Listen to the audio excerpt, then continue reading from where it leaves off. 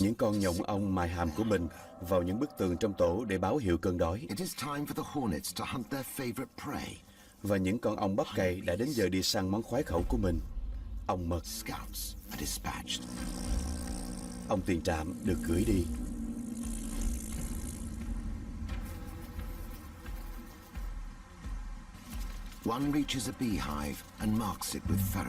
Khi tìm đến một tổ ong mật, con ong bắp cày đánh dấu địa điểm bằng những tín hiệu hóa học để dẫn đàn tới.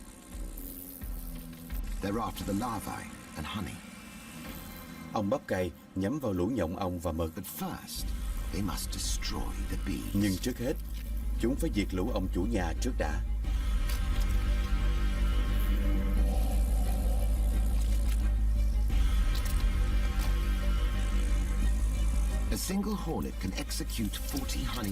Một con ong bắp cày có thể tiêu diệt 40 con ong mật trong 1 phút.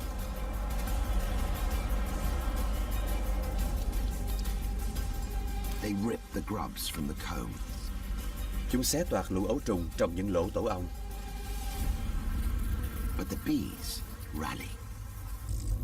Đàn ong mật đã hết sức nỗ lực, nhưng chúng không phải là đối thủ của ong bắp cày.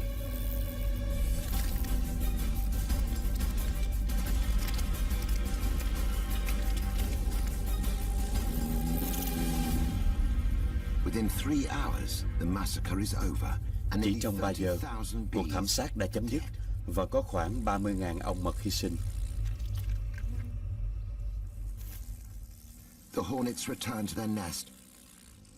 Lũ ong bắp cày quay về tổ, mang theo đủ thức ăn cho cả vương quốc của mình, chứ không chỉ cho lũ nhộng. Ong bắp cày là bậc thầy về nghệ thuật tấn công quân sự. Những côn trùng khác thì thích nghi với nhiều cách kiếm ăn khác nhau, kể cả với việc nhúng nước.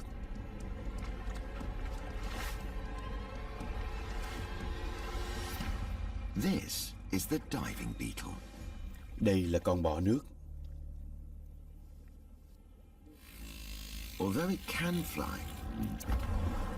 Mặc dù có thể bay,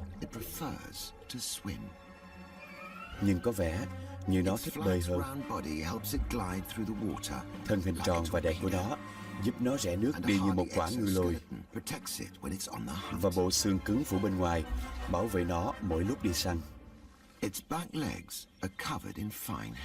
Những chân sau của nó được một lớp lông bao phủ, đóng vai trò như những chiếc mái chèo đẩy nó về phía trước. Nhưng ấn tượng nhất là khả năng thở dưới nước. Bọ nước đặt phần bụng trên của mình trên mặt nước và hút không khí vào khoang chứa dưới đôi cánh. Bong bóng khí này giống như một bình dưỡng khí thợ lặn tự làm.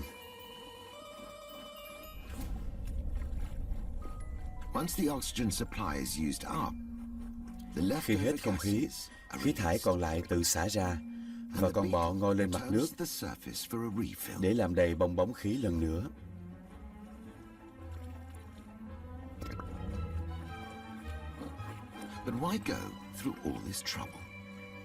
Nhưng tại sao phải làm mọi thứ phức tạp lên như vậy? Câu trả lời rất đơn giản. Thức ăn.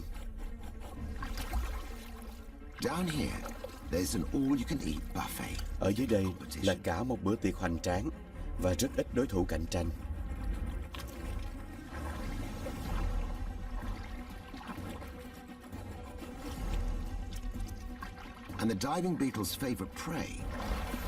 Và món ưa thích của bọ nước là lũ nòng nọc không đuôi.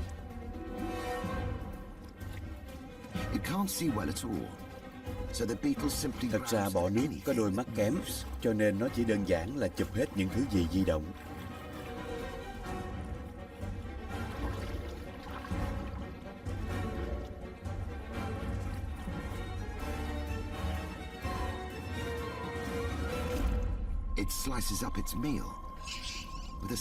Nó cắt nhỏ bữa ăn của mình với cái miệng như cái kéo và bắt